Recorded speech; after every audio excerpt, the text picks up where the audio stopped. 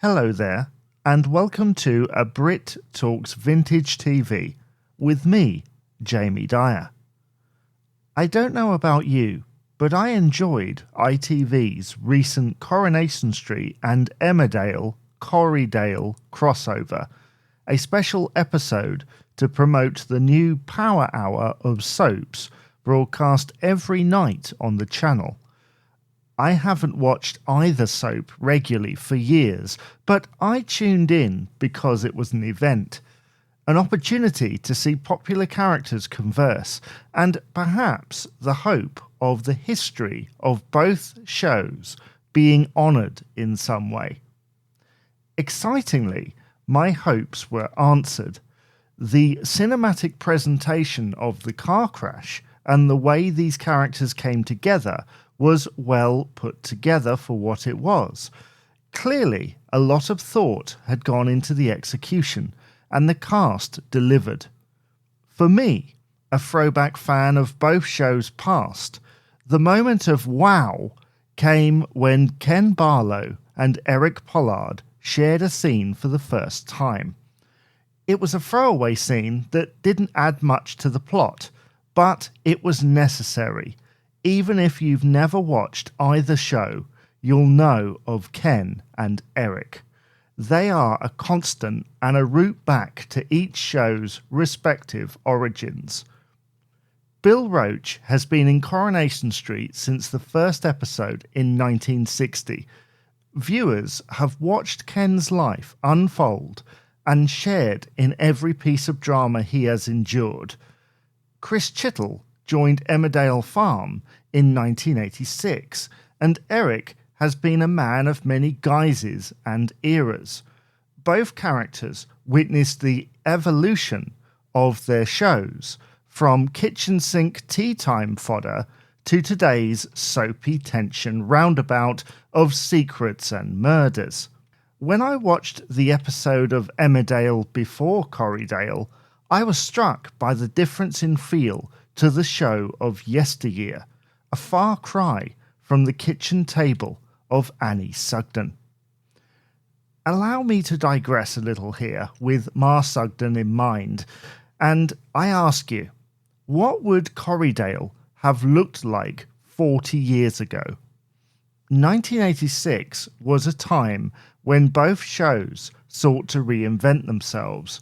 The arrival of Alan Bradley in one, and the car crash death of Pat Sugden in another. What could have happened in a crossover? Perhaps a car crash could have involved the Sugdens and Barlows, with Jack, Joe and Ken at odds with one another. Perhaps Mike Baldwin had a business deal with Alan Turner. Or maybe, when thinking of the era, there was a cricket match involving Seth Armstrong and Jack Duckworth. What would Seth have made of Vera, Rita, Mavis, or Ivy Tealsley? Such scenarios are only reserved for fan fiction as we ponder what Amos Brearley and Henry Wilkes would have made of Bet Lynch's Rover's Return. The other thing that makes the whole thing pure fantasy is that such a crossover would have never happened because of the logistics of that time. Emmerdale Farm, as it was then, was mostly a daytime or early evening show that began to go prime time in the late 80s. Corrie was made by Granada, Emmerdale by Yorkshire Television, two different regional companies. They could have worked together, but it was unlikely. Both shows had different styles and approaches, each coming from different routes. I would argue it was only possible now because while each show has an identity, the gap isn't as wide as it used to be. I'm sure there are many critics for the crossover that did happen, but I was fairly impressed.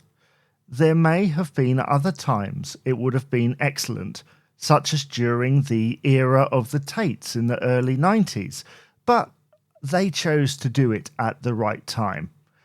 It was event television that is sorely needed in the age of declining viewership of linear television. It was an intriguing proposition to bring two titans of British soap together and do it with drama and a hint of nostalgia. It may not be the golden years for either show, but there was enough of both DNA through the presence of Barlows, Sugdens, Platts, Websters and Dingles to make any long-time soap fan cry with joy. Ken and Pollard? The icing on the cake. So what else is there to say? I've said enough.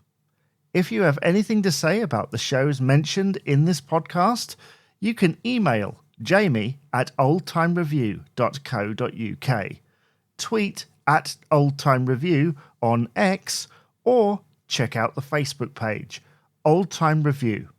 This is Jamie Dyer signing off for A Brit Talks Vintage TV. Bye-bye for now.